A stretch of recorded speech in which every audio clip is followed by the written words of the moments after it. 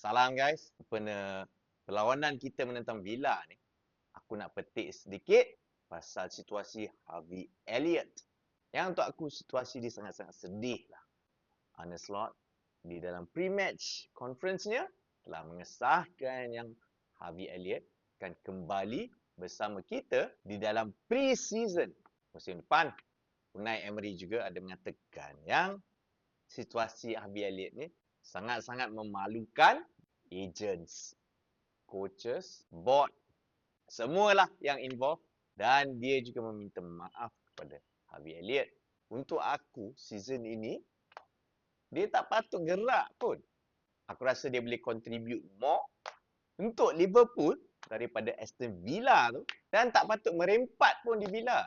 Aku rasa sebagai homegrown player dan juga a Liverpool fan himself, boleh memberikan energi dalam skuad.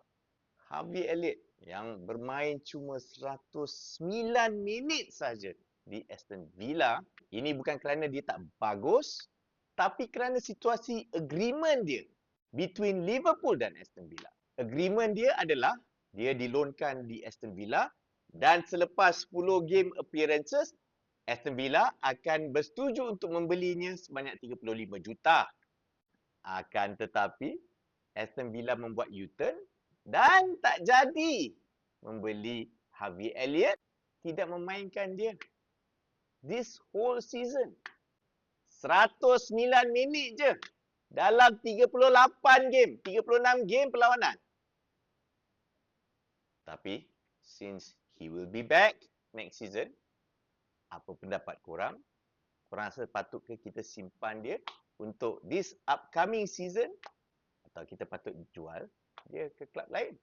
Cuba komen. Kita tengok sajalah.